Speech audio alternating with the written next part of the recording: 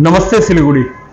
आज हमारे बीच आ चुके हैं हमारे शहर के बहुत पुराने, यानी कि अगर मैं कहूं बहुत प्यारे एक शख्स आ चुके हैं जिनका नाम है प्यारे सिंह। और गुरुद्वारे में इन्हें जत्थेदार प्यारे सिंह के नाम से जाना जाता है। और अगर समाज सेवा के क्षेत्र में बोलूं तो गुरुद्वारे से लगातार जुड़े हुए शख्स हैं और वहां अपनी सेवाएं दे रहे हैं। और अगर यूं कहूं पेशे से, तो पेशे से होटल व्यवसायी हैं, यानी कि इनका पुराना ढाबा है प्यारे दा ढाबा, जो कि 1981 में स्थापित हुआ था। इससे पूर्व प्यारे सिंह जी क्या करते थे वो भी मैं बताऊंगा। उससे पहले हम स्वागत करना चाहेंगे। प्यारे सिंह जी, स्वागत है आपका हमारे इस कार्यक्रम में नमस्ते सिलीगुड़ी में। तो अब मैं बता दूं कि प्यारे सिंह जी का जो जीवन परिचय है वह भी थोड़ा सा दे दूं। प्यारे सिंह जी प्यारे दा ढाबा से पूर्व क्या करते थे वह बताना चाहता हूं कि ट्रक ड्राइवर के रूप में इन्होंने कार्य किया था 80 के दशक में। और उस वक्त इनकी अपनी ट्रक हुआ करती थी जो आसाम की लाइन में चलाते थे। और इससे पूर्व माटीगढ़ा में इनकी बालू बजरी का कारोबार हुआ करता था जो कि 1962 के आसपास में था। इनके भाई जो धर्म सिंह है, ठेकेदार धर्म सिंह, उनके साथ ये करते थे। उस वक्त में 62 के दशक के वक्त में इनके पास 8 से 9 हजार लेबर हुआ करते थे जो बालासन नदी से बालू बजरी का कार्य में इनका सहयोग करते थे। और फिर बता दूं स्पोर्ट्स के क्षेत्र में भी इनकी अपनी एक पहचान है। फुटबॉल के मामले में 1977 से 1978 तक इन्होंने काफी एक खेल खेला है अपने फुटबॉल के मामले में। और 1981 में इन्होंने अपनी एक टीम स्थापित की थी, यंग स्पोर्टिंग क्लब बोल के, सोना। और उसी यंग स्पोर्टिंग क्लब में इनका अपना बेटा यानी कि मंजीत सिंह, आप जानते ही होंगे, लोग पहचानते होंगे, जो स्पोर्ट्स लवर है वह जानते होंगे मंजीत सिंह, जो कि इनका पुत्र है। वो ईस्ट बंगाल से भी खेला हुआ है। 1995 से 1996 में उन्होंने ईस्ट बंगाल से खेला। उसके बाद IIT बेंगलोर से खेला, पंजाब पुलिस से भी खेला। और पंजाब पुलिस की नौकरी भी उन्हें मिली थी, उसको छोड़कर वह फिर से सिलीगुड़ी आकर बस गए, क्योंकि सिलीगुड़ी इन प्यारे सिंह जी और इनके बेटे मंजीत को काफी पसंद आता है और बहुत अपना सा लगता है। इसीलिए आज हमारे साथ बैठे हैं प्यारे सिंह जी। तो प्यारे सिंह जी, अब दोबारा हम स्वागत करते हैं हमारे शो में। हाँ जी। आपके पास तो बहुत पुरानी यादें हैं सिलीगुड़ी को लेकर। बहुत ज्यादा। कैसा था सिलीगुड़ी? सिलीगुड़ी बहुत अच्छा था। जब हम आए सिलीगुड़ी बहुत ही अच्छा था। जहां तक तो भीड़ भट्टा तो था ही नहीं। भीड़ भट्टा का कोई बात नहीं था। आपका जो विधान मार्केट है, हांगकांग मार्केट है, रिक्शा वहां सीधा डूब जाता था। अच्छा, रिक्शा में वहां बच्चे फुटबॉल खेलते थे। अच्छा, विधान मार्केट जो अपनी हांगकांग मार्केट है उसका बगल में छोटा मंदिर है, वहां बच्चे फुटबॉल खेलते थे और वहां रिक्शा डूब जाता था। मतलब आना जाना फ्री था। इतना सुंदर परिवेश था सिलीगुड़ी का। वातावरण बहुत अच्छा था, ना ज्यादा ठंड ना ज्यादा गर्मी। और 15-15 दिन तो सूरज नजर नहीं आता था बरसात के टाइम में, बारिश में। हाँ, कपड़े सुखाने में प्रॉब्लम होती थी आदमियों को। और हम लोग माटीगढ़ा से पैदल चल के सिलीगुड़ी आते थे, पुराना रोड से, जो रेलवे स्टेशन ओवर ब्रिज अभी बना हुआ है, उधर से पैदल चल के हम लोग सिलीगुड़ी आते थे। तो कोई ऐसी बहुत शांति वाला इलाका था। सिलीगुड़ी में हमने तो रोडों में एक दार्जिलिंग वाली ट्रेन भी चलती देखी। अच्छा, तो सिल्क रोड में भी ट्रेन चलती देखी। तो बहुत सी चीजें यादें हमारे साथ है। बहुत कुछ देखा सिलीगुड़ी में। और अभी देखिए सिलीगुड़ी की हालत ऐसी है, रास्ता वही है, गाड़ियां बढ़ गई, ट्रैफिक बढ़ गई, रास्ते नहीं बढ़े। रास्ते उतने चौड़े हैं, उतनी जगह उतने चौड़े हैं। जो हाल सिलीगुड़ी का है, अभी आपको सिलीगुड़ी से कभी एयरपोर्ट जाना हो तो दार्जिलिंग मोड़ में आप फंस जाएंगे तो आपका प्लेन छूट जाएगा, आप एयरपोर्ट नहीं पहुंच नहीं सकोगे। ऐसी अवस्था सिलीगुड़ी शहर की हो गई है। बाकी भाईचारा, हम कम से कम 12 ज्योतिन क्लब के हम वाइस प्रेसिडेंट हैं, न्यू किशोर संघ क्लब के हम प्रेसिडेंट हैं। और संस्था के साथ मैं बहुत जुड़ा हुआ हूँ। पंजाबी बरादरी के साथ मैं मेंबर हूँ। तो और भी संस्था के साथ मैं जुड़ा हुआ हूँ। क्यों? जो हम लोग सेवा करते हैं, एक बार की बात है, हम भीमभर वहां पर अंधे बच्चे हैं। तो आज से 15-20 साल की बात है। हमें पता चला कि उनको वहां खाने के लिए बहुत प्रॉब्लम है। तो हम लोगों ने 10 आदमी करीब है, हम लोग की जो अपनी पार्टी है, हम लोगों ने निर्णय किया भी उनके लिए सब्जियां, फल फ्लाट, कपड़ा वगैरह सब लेके चलें। तो दुर्गा पूजा के टाइम में एक बार हम लोग सब सामान लेके वहां गए, वहां खाना बनाया, उन लोग को खिलाया, सबको नए कपड़े बांटे। देखिए हम लोग के बच्चे पूजा में नए कपड़े पहन के बाहर निकलते हैं, एक गरीब का बच्चा है जो नया कपड़ा देखता नहीं है। तो हम लोग का फर्ज है कि उनको देखना। अपने बच्चों को तो हर एक इंसान देखता है, बाहर वालों को देखना हम लोग का बहुत बड़ा फर्ज बनता है। तो उसके बाद हम लोग बहुत देर तक वहां 1-2 बोरा चावल महीना में बेचते रहे, भीमभर उसमें। तो अभी तो बहुत संस्थाएं होगी हैं बेचने वाली, तो अभी हम लोग तो बहुत अभी हम लोग वहां नहीं हुए थे। जब कोई नहीं था तब हम लोग थे। अच्छा, जब कोई नहीं था उस वक्त आप लोग गए थे और वहां जाके सारा प्रवेश देखा उन लोग का। और बच्चे बहुत अच्छा गाना गाते हैं, आंख से नहीं दिखता है तो क्या है, लेकिन ब्लाइंड स्कूल की बात कर रहे हैं, जो अंधों का स्कूल है, अंधे बच्चों का इतना अच्छा लिखते हैं, इतना अच्छा गाते हैं। अगर उनकी आंखें होती तो मालूम नहीं कहां से कहां पहुंच जाते। तो ये सब चीजें हमने सिलीगुड़ी में देखी है। तो हम लोग का फर्ज बनता है, हर एक हिंदुस्तानी का, हर एक देशवासी का, कि बढ़ चढ़ के ऐसे गरीब बच्चों की मदद करनी चाहिए। और खासकर सिलीगुड़ी में तो अब अगर आप देखेंगे, आज के दौर में देखें तो बहुत सारी संस्थाएं हो चुकी हैं। बहुत। हाँ, सिलीगुड़ी में मुझे लगता है कि पहले तो उतनी नहीं थी, सेवा के क्षेत्र में नंबर 1 पर आ जाएगा। हाँ, आ जाएगा। आगे जाके हम लोग का गुरुद्वारा देखिए, लॉकडाउन में हम लोग की 2 गाड़ी भर्ती होके जाती थी। जहां जहां भी कोई खाना नहीं पहुंचा है वहां पर हम लोगों ने खाना पहुंचाया। डेली बड़ी गाड़ी 2 लोड होके जाती थी, गुरुद्वारा से हम लोग के बच्चे जाते थे, मेंबर वगैरह जाते थे, जाके सेवा करते थे। तो किसी चीज की कमी नहीं रहने दी।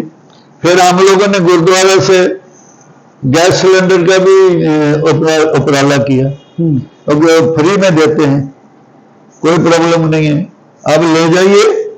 उसके लिए कुछ पैसा जमा करवाते हैं, सिलेंडर की आप बात कर रहे हैं, सिलेंडर, ऑक्सीजन सिलेंडर, उसके लिए कुछ पैसा जमा करवाते हैं। आप सिलेंडर वापस करके फिर पैसा वापस ले जाओ। ये कार्य अभी भी जारी है? हाँ जी, अभी भी जारी है। कोई भी इंसान आगे ले जा सकता है। और बहुत आदमी लेके भी गए लॉकडाउन में, जब बीमारी शुरू हुई है तो बहुत आदमी सिलेंडर लेके भी गए हैं। पैसा किसी से नहीं लेते, फ्री सेवा है। तो हमारे साथ जो नए दर्शक जुड़े हैं उन्हें बता दूं कि हमारे साथ आज के जो मेहमान है जत्थेदार प्यारे सिंह, यानी कि गुरुद्वारा में इन्हें जत्थेदार के नाम से जाना जाता है, वहां इनका उपनाम है। और प्यारे सिंह जी जो है वह होटल व्यवसाय से जुड़े हुए हैं, स्पोर्ट्स पर्सनालिटी है। जो लोग स्पोर्ट्स प्रेमी है, जो पुराने लोग हैं, वो इन्हें जानते होंगे अच्छी तरह से। और आज भी कई संस्थाओं के साथ, जो स्पोर्ट्स की संस्थाएं उनके साथ जुड़े हुए हैं, स्पोर्ट्स के हर मामले में इन्हें देखा जाता है। और प्यारे दा ढाबा जो एक फेमस ढाबा है, उसके संस्थापक है, उसके मालिक है, उसके ऑनर है। और आज मंजीत सिंह जो इनका बेटा है, वह भी इनके जो पुश्तैनी व्यवसाय है उसमें इनका साथ देता है। भले ही वह प्रेमी है फुटबॉल का, फुटबॉल प्रेम उनको बढ़ चढ़कर फुटबॉल प्रेम के कारण हिस्सा लेते हैं, मगर आज भी पुश्तैनी व्यवसाय को भी देखते हैं। प्यारे दा ढाबा जो सिलीगुड़ी का एक पहचान बन चुका है, 1981 के दशक से लोग जानते हैं। वहां हम भी जब यंग एज में थे, उस समय में स्कूल टाइम में हम भी जाते थे वहां पर दोपहर के टाइम पे खाना खाने के लिए, और भी जो भी समझ लिए कि वहां एंजॉय करने के लिए हम जाते थे। फ्रेश होने के लिए बहुत कम जगह थी जहां पर रिफ्रेशमेंट होता था। तो प्यारे दा ढाबा जो था वह इतना फेमस कैसे हुआ? आप लोग क्या स्पेशल वहां रखते? देखिए, सबसे बड़ी बात है मेरा वैष्णव है, प्योर शुद्ध शाकाहारी। शुद्ध शाकाहारी। और इससे मेरा कस्टमर जो है शुद्ध शाकाहारी बहुत इंसान आते हैं, सिक्किम, कालीपुंग, पैदुंग और सिलीगुड़ी का तो है ही है। सिलीगुड़ी तो भरे हुए हैं। तो गंगटोक लैंड का पूरा कस्टमर बाबा की दया है मेरे होटल में आते हैं।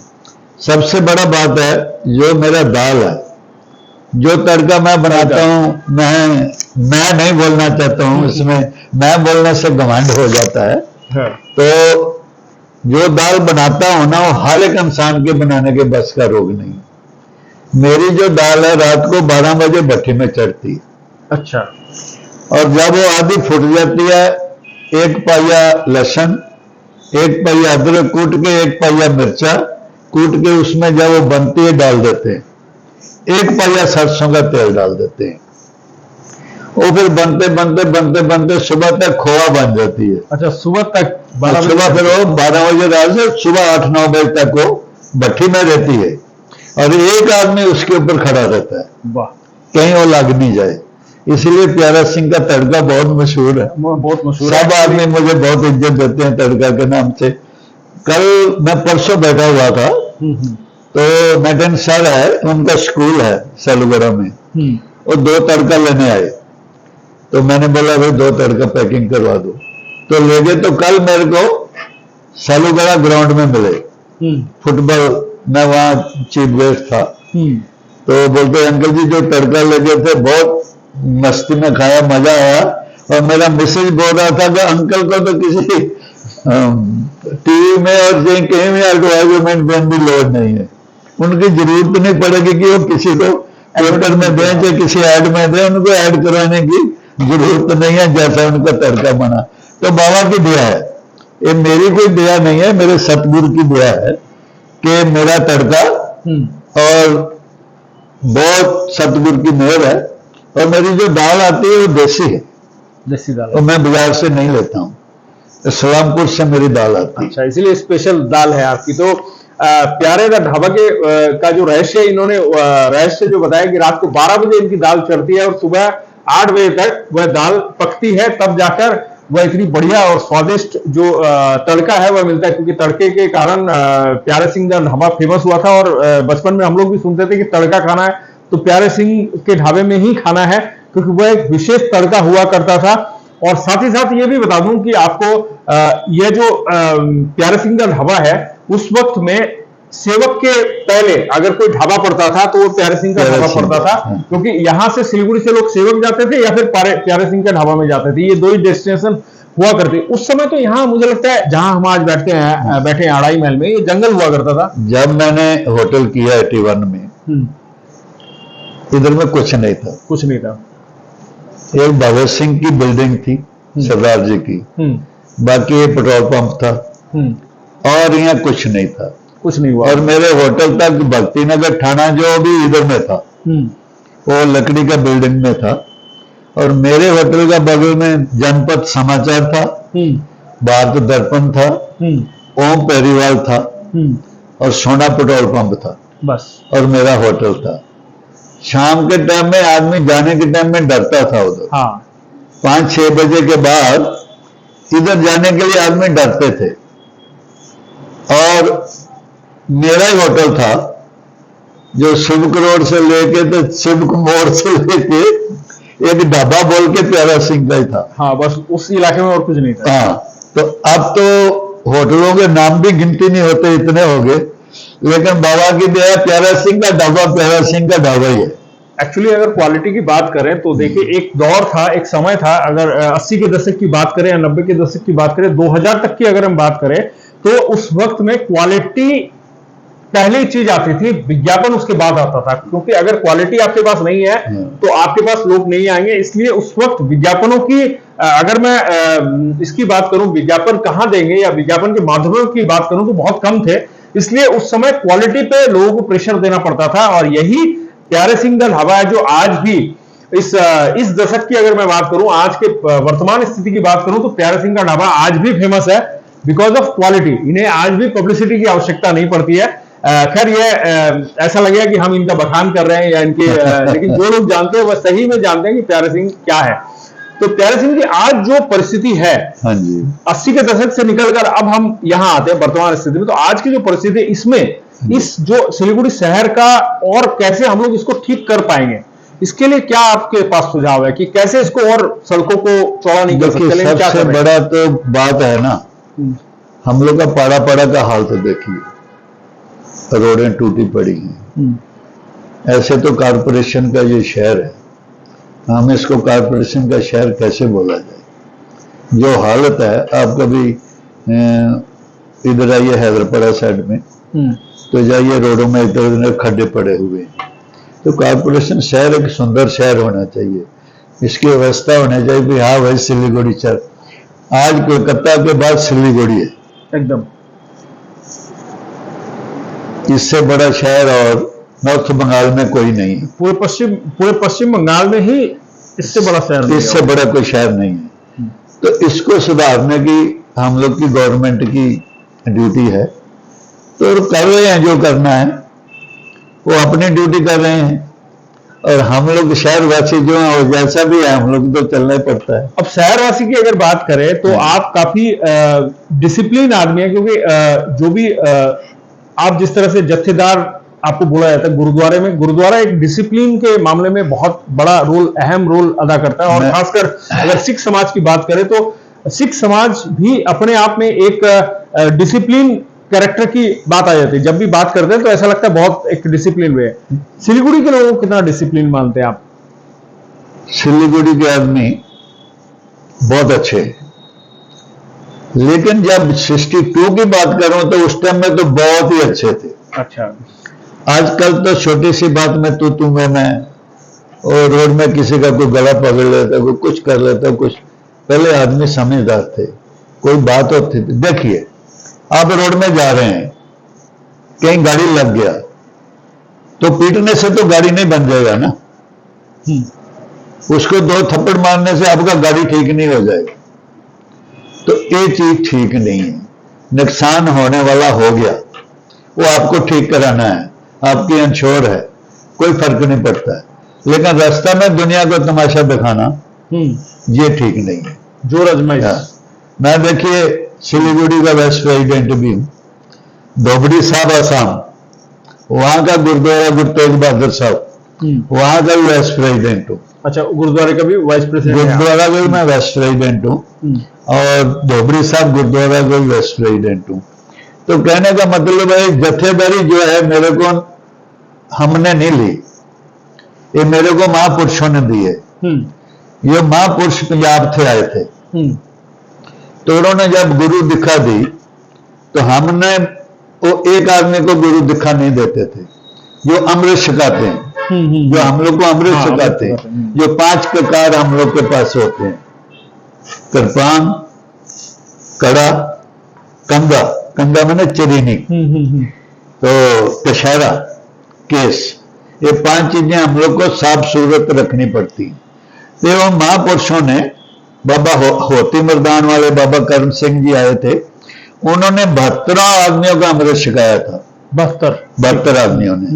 उन्होंने मुझे बोला था कि आज से आप जत्थेदार प्यारा सिंह हैं, आपको उपाधि दी गई? आज उपाधि देगी। उन्होंने बोला कि आज से आप जत्थेदार प्यारा सिंह है। देखिए कोई भी चीज आज हम गुरुद्वारा कमेटी में आज है कल नहीं है, लेकिन ये जत्थेदारी हमारे जीवन के साथ जाएगी। या आपको उपनाम मिल गया? उपनाम मिल गया? हाँ जी, ये कोई मेरे से छीन नहीं सकता, ये मेरे साथ ही जाएगी। तो ये मैंने गुरु जी ने दी है जत्थेदारी, ये किसी ऐसे रास्ते फिरते आस्ते को चलते नहीं दी। तो कहने का मतलब है सिलीगुड़ी का एक ये जंगल काटे गए, उसकी वजह है जो आज ये हाल है सिलीगुड़ी का। नहीं तो सिलीगुड़ी में ऐसी गर्मी कभी नहीं पड़ी, मैंने कभी नहीं देखी। और बरसात पड़ती थी तो पहले भी मैं बोल चाहूंगा 15-15 दिन सूरज नजर नहीं आता था, कपड़े नहीं सूखते थे। तो अभी तो बरसात ही बहुत कम पड़ रही है। अभी जो बरसात बंगाल में होती थी 18-19 मार्च से बरसात शुरू हो जाती थी, मेरे को अच्छा तरीका से मालूम है।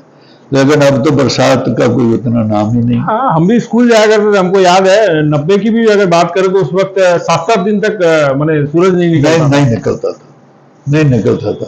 बाकी देखिए हम लोग का सिलीगुड़ी बहुत शांत प्रिय शहर है। सब सिख ईसाई भाई हिंदू सब मिलकर रहते हैं, किसी से कोई तू मैं नहीं है। तो हमारा हिंदुस्तान ऐसा ही होना चाहिए। आजादी का मतलब क्या है?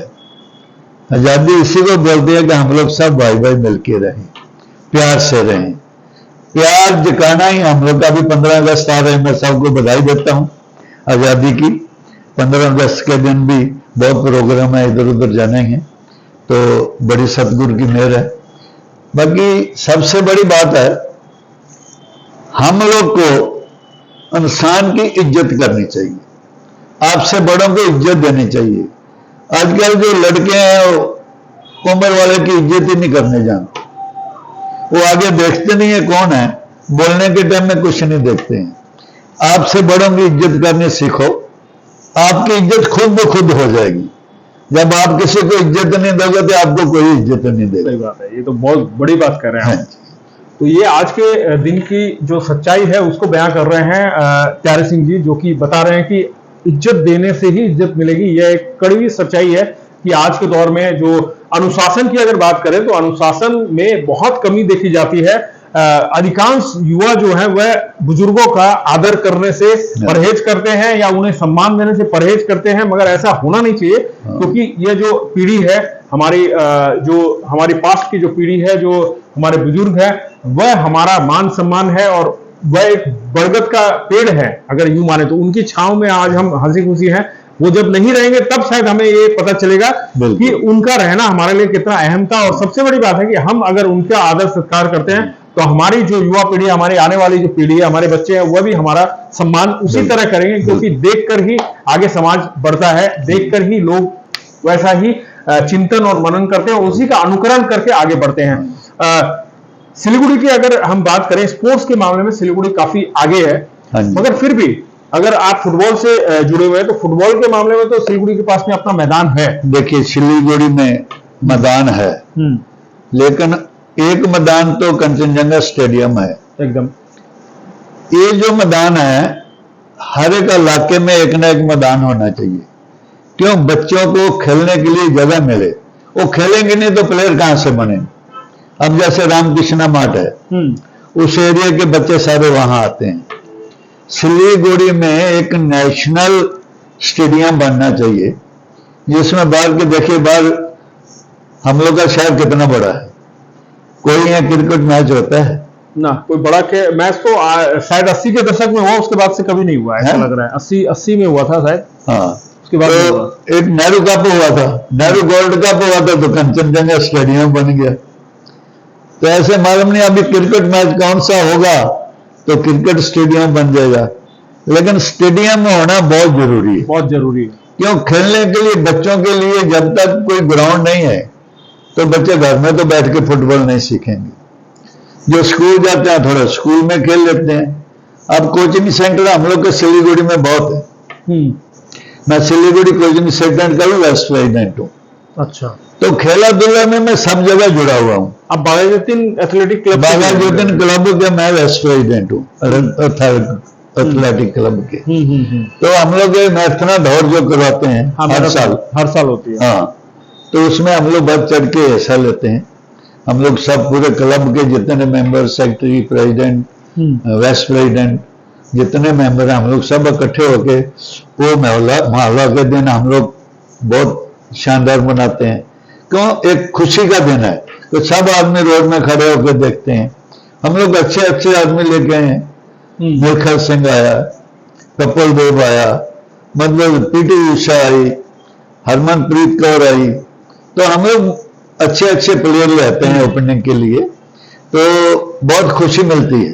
अच्छा होता है, अच्छे काम के लिए आगे अच्छा काम करने से खुशी मिलती है इंसान को। आप कोई भी अच्छा काम करोगे, आपके मन को खुद खुशी मिलेगी। और हम गलत काम करेंगे तो हमको पता चल जाएगा कि हमने गलत काम किया है। बाकी बाबा की दया है, मेरा जो होटल है, आदमी का होटल चल पड़े ना तो फिर वो खाना ठीक नहीं देते। अब तो चल पड़ा है, आपने मेंटेन रखा है, लेकिन मैंने स्टैंडर्ड बढ़ाया है, घटने नहीं दिया है। और आगे भी बाबा चाहे तो घटने नहीं दूंगा, स्टैंडर्ड बढ़ा ही रहेगा। अवश्य, ये आपकी सोच है, अच्छी सोच है। अच्छी सोच के साथ अगर कार्य किया जाता है तो वो कहीं ना कहीं फलीभूत भी होता है और अच्छा ही फल देता है आगे चलकर। और अब चलते चलते, क्योंकि एकदम इस कार्यक्रम के आखिरी दौर में पहुंच चुके हैं, तो एक चीज और मैं जानना चाहूंगा, सिख समाज के कितने लोग हैं आप लोग यहाँ पर? हाँ जी, लगभग कितने? हमारे कम से कम यहाँ 300-350 घर, 300-350 घर हैं। और गुरुद्वारा तो यहाँ एक है और बागडोगरा में एक है शायद। जो सिलीगुड़ी में गुरुद्वारा एक ही है, सिलीगुड़ी सिंह सभा गुरुद्वारा। बाल डोगरा वाली गुरुद्वारा हम लोग के अंडर में है। अच्छा, आपके अंडर में है। विधाननगर गुरुद्वारा भी हम लोग के अंडर में है। आपके अंडर में है। दार्जिलिंग गुरुद्वारा भी हम लोग के अंडर में है। सिक्किम वाला भी, सिक्किम वाला चुंगथंग गुरुद्वारा भी हम लोग के अंडर। अच्छा, आप लोगों के अंडर में है। हाँ।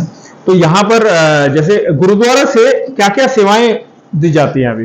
गुरुद्वारा से मैं तो आपको बोल ही चुका हूँ कि मोटा मोटी काफी अपने जो वैक्सीन टीके वगैरह लगे ये भी गुरुद्वारा से हमने फ्री लगवाए। ये सिलेंडर वगैरह, गैस सिलेंडर, ऑक्सीजन के, ये भी फ्री देते हैं। और बाकी लंगर तो रविवार चलता है। कितने बजे से कितने बजे तक चलता है ये लंगर? वो लंगर कम से कम भी 12 बज जाते हैं। तो ये लंगर का जो खर्चा है ये गुरुद्वारा बहन करता है या फिर गुरुद्वारा के सदस्य? सुनिए, अभी पहले की बात बताऊं, हम लोग गुरुद्वारा से ही पूरा लंगर चलाते थे, लेकिन अब तो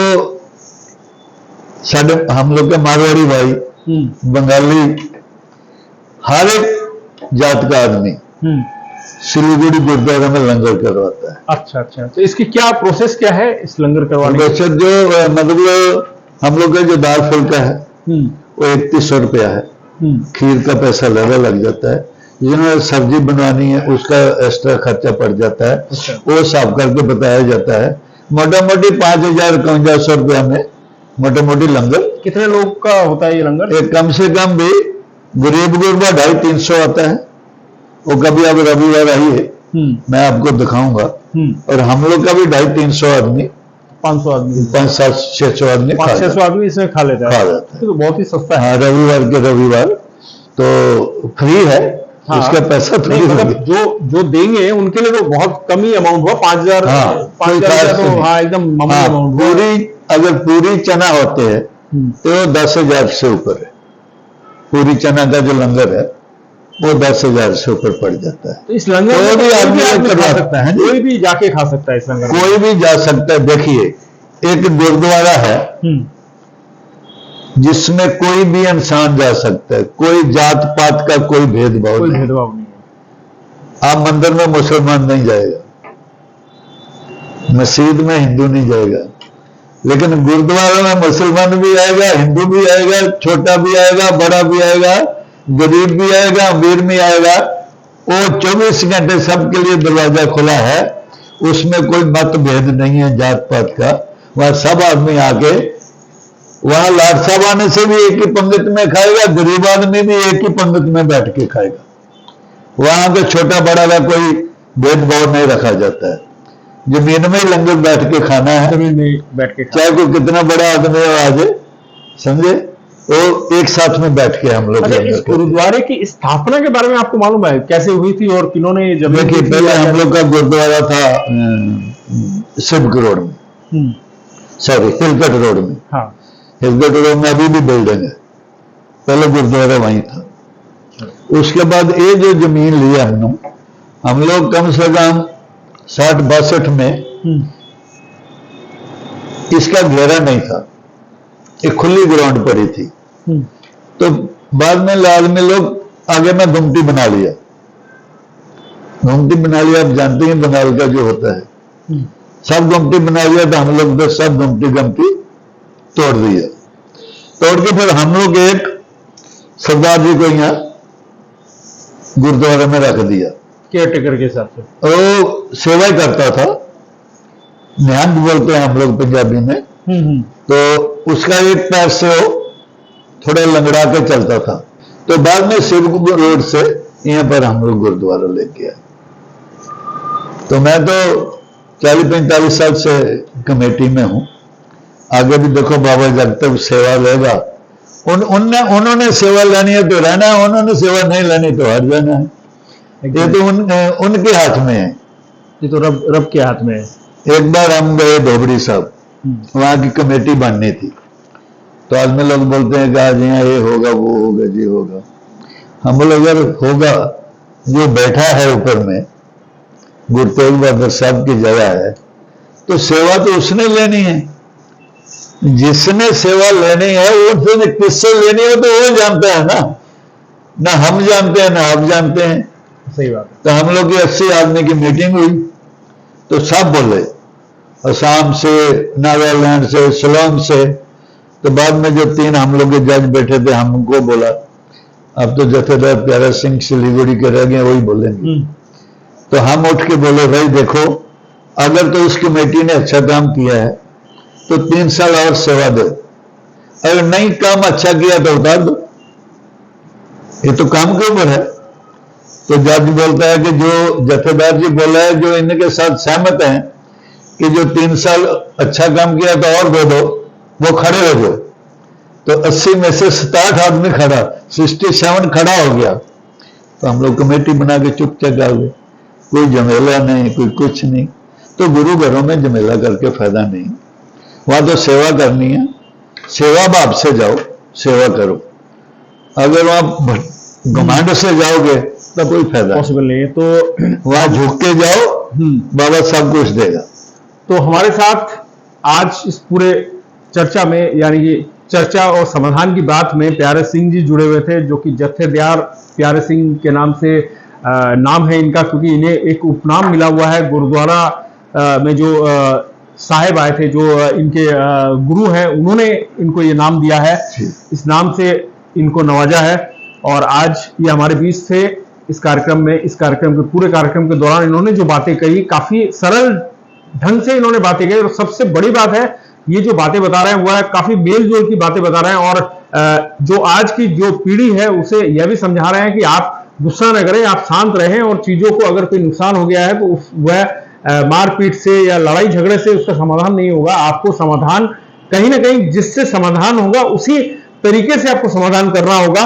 तो इस पूरे कार्यक्रम का समापन करने से पूर्व हम चाहेंगे, प्यारे सिंह जी, अगर आप कोई बात सीधे तौर पे जुड़ के आप कोई संदेश देना चाहते हो हमारे सिलीगुड़ी वासियों को, तो आप दे सकते हैं। मेरा संदेश सिलीगुड़ी वासियों को है, आगे 15 अगस्त आ रही है और सब मिलजुल के और खुशी से मनाएं।